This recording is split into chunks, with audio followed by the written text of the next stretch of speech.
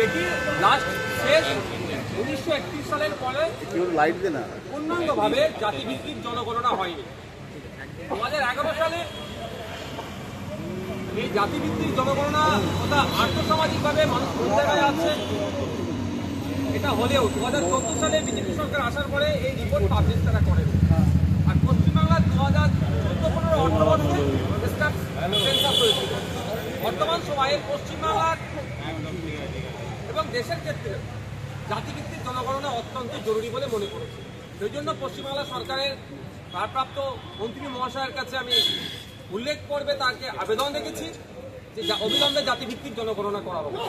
এই জাতিভিত্তিক জনগণনা করতে গিয়ে আমরা না করার ফলে আমরা যেটা দেখছি, জনজাতি উপজাতি থেকে শুরু করে অনগ্রসর হিন্দু এবং সংখ্যালঘু মুসলিমদের অর্থনৈতিক অবস্থান কোন জায়গায় আছে, তারা আর্থসামাজিকভাবে কোন জায়গায় আছে, চাকরির ক্ষেত্রে তারা কোন জায়গাতে আছে, বিভিন্ন স্তরে তারা কোন জায়গাতে আছে, তাদের লাইফ স্টাইলটা কোন জায়গায় দাঁড়িয়েছে সেটা সঠিক মূল্যায়ন করতে পারছি না আমরা। মন্ডল কমিশন 1980 সালের এবং সাচার কমিশনের সবকটাই কিন্তু 1931 সালের এই জাতিভিত্তিক জনগণনাকে সামনে রেখে হয়ে গেছে।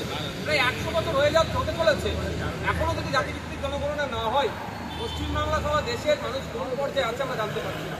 ইতিপূর্বে বিহার, আন্ধ্রপ্রদেশ এবং কর্ণাটকা স্টেট তারা স্ব উদ্যোগে জাতিভিত্তিক জনগণনা করেছে। পশ্চিমবাংলা সরকার দেশের